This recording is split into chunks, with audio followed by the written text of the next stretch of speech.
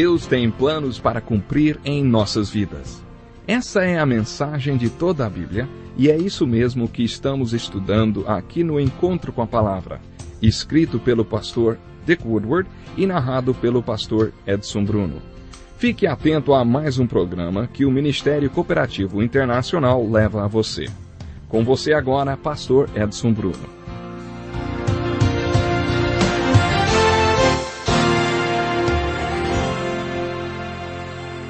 Seja bem-vindo ao nosso programa de hoje. Estamos estudando a saudação de Paulo na carta aos Romanos. E é bom estarmos juntos para mais este encontro com a palavra.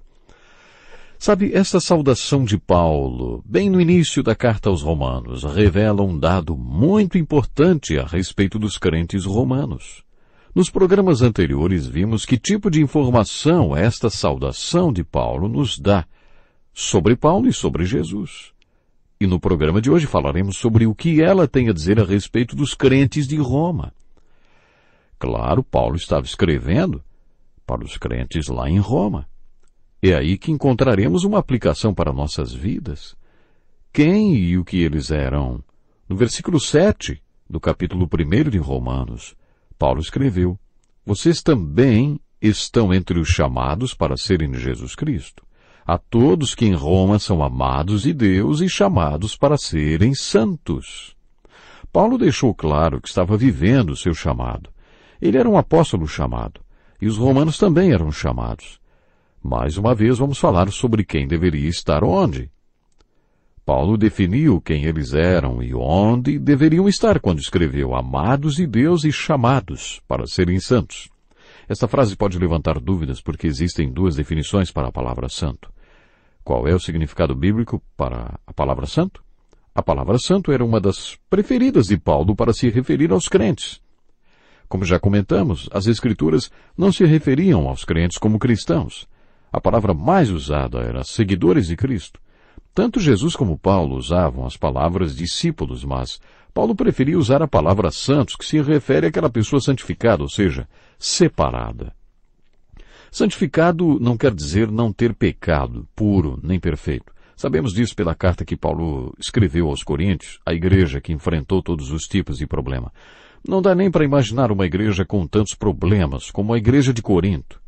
Para aquele pastor que está se sentindo sobrecarregado com os problemas da sua igreja, o meu conselho é fazer uma leitura numa sentada só da primeira carta de Paulo aos Coríntios. Sabe, isso vai fazê-lo se sentir melhor, porque provavelmente os problemas que a igreja dele está passando não chegam nem aos pés dos problemas que a igreja de Corinto teve. Imaginem, os membros da igreja de Corinto estavam ficando bêbados durante a celebração da Santa Ceia. Tinham brigas e disputas e estavam divididos. Um dos seus supostos líderes estava tendo um caso com sua madrasta. Todo mundo sabia disso e ninguém fazia nada a respeito. Acreditem no que eu estou falando. A igreja de Corinto, sim, tinha problemas. Imaginem aqueles que eram escravos e que não levavam nada para comer nas celebrações da igreja, ficavam de um lado com o estômago roncando, enquanto do outro lado ficavam aqueles que tinham dinheiro e se empanturravam com comidas caras e bebidas. Era uma igrejazinha daquelas, hein? Mas ao escrever-lhes uma carta, Paulo se dirigiu aos membros daquela igreja como os santos que viviam em Corinto.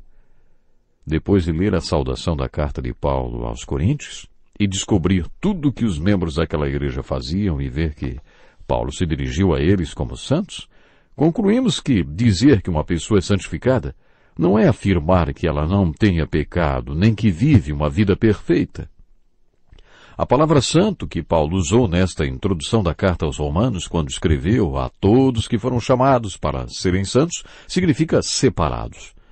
Você alguma vez já ouviu a expressão vida separada?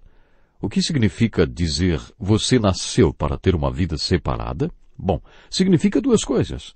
A primeira e mais importante é que você é separado para Deus, para Jesus Cristo e para o Espírito Santo. Você foi separado para o chamado de Deus. Em segundo lugar, quer dizer que você foi separado para uma vida santa para a qual Deus, Jesus Cristo e o Espírito Santo o chamaram para viver. É isso que significa a palavra santificado. Quer dizer, você foi separado de muita coisa para outra coisa. Creio que as pessoas têm a tendência de enfatizar demais as coisas das quais fomos separados e subestimam o propósito para o qual fomos separados. Por isso, hoje o sentido da palavra santificado está mais ligado a um livro de regras. Você foi separado e agora vamos informar as 37 coisas das quais você foi separado. Se você é santificado e todo mundo nesta igreja é santificado, você não pode mais fazer isso, nem isso, nem isso, nem isto. Deu para entender? A ênfase está mais nas coisas das quais fomos separados, em detrimento das coisas para as quais fomos separados. Se a pessoa se afasta de determinadas coisas, ela o faz porque foi separada para Cristo, e isto implica em viver santo. Tenho certeza de que é isto que a Bíblia ensina, e esse ensino tem sido negligenciado. Hoje as igrejas sofrem de uma anemia espiritual. Estão fracas porque perderam o sentido da palavra santo. Só ensinam o que não pode ser feito e não dizem o que a igreja deve viver. Se enfatizamos apenas aquilo de que fomos separados, surge o legalismo, um livro cheio de regras, e isto é mortal. Quando a igreja chega neste quadro, a lei mata. Mas se somos como Paulo, separados, somos servos de Jesus, apóstolos, chamados e separados. Neste caso, como Paulo disse, somos santos. Paulo estava dizendo aos romanos que eles foram chamados para serem santos. Mais uma vez a expressão para, com propósito. Você foi chamado para ser santo. Quando Paulo escreveu nesta carta aos romanos, chamados para serem santos, ele não quis dizer que este é o nome pelo qual devamos ser chamados. Por isso ele disse, para serem santos, quer dizer que fomos chamados para termos um viver santo, para viver como Jesus viveu. A vida santa que Jesus viveu é uma das coisas que mostraram que ele é o Filho de Deus. Há vários exemplos disto nas Escrituras.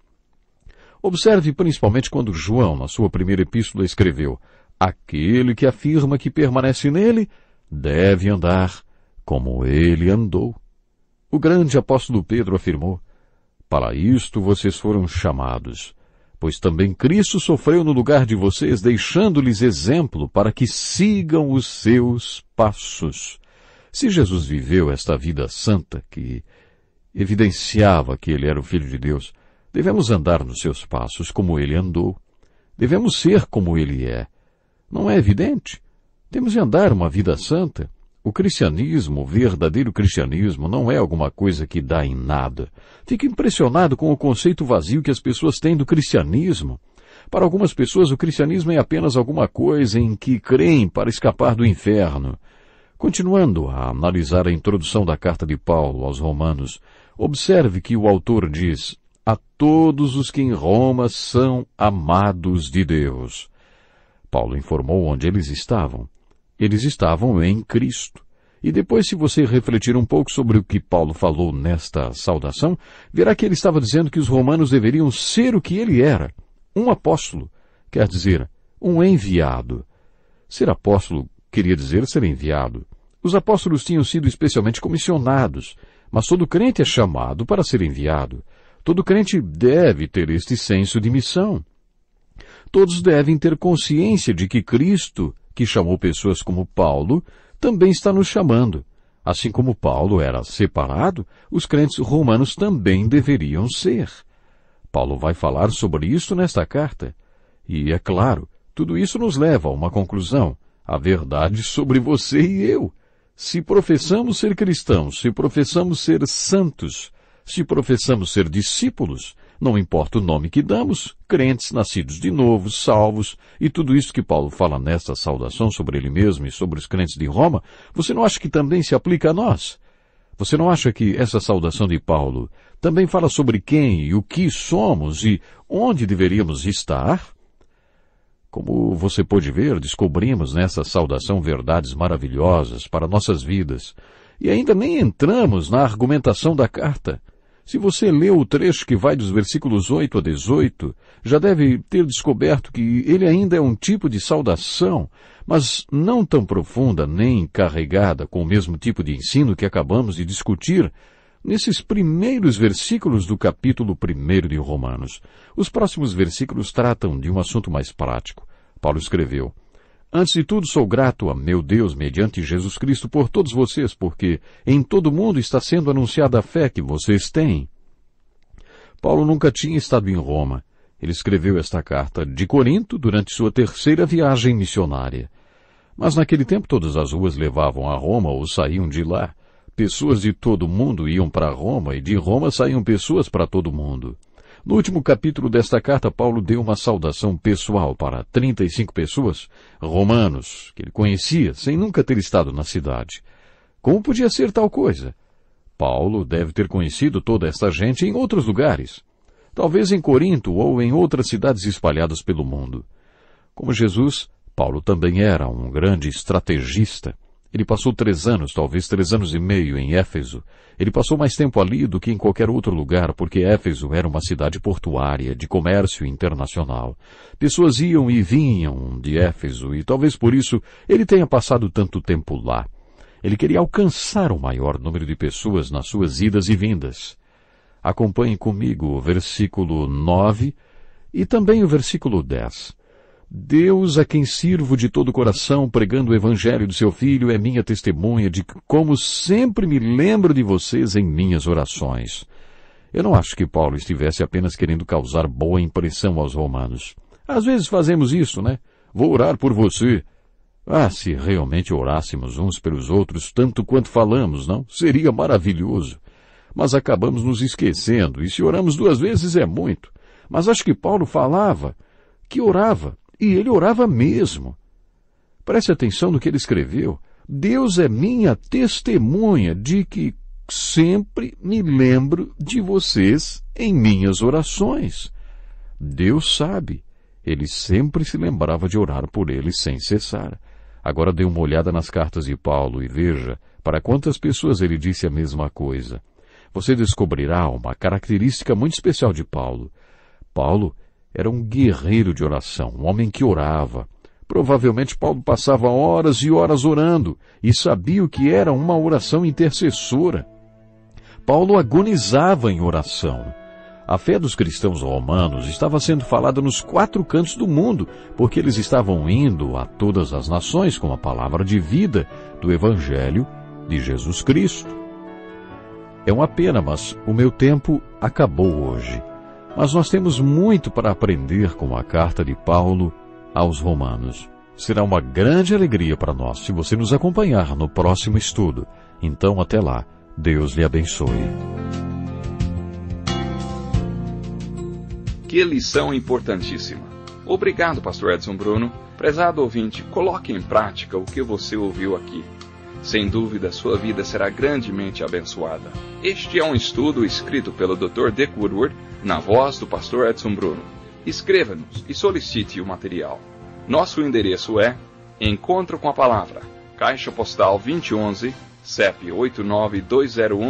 89201-970, Joinville, Santa Catarina. Até o nosso próximo Encontro com a Palavra.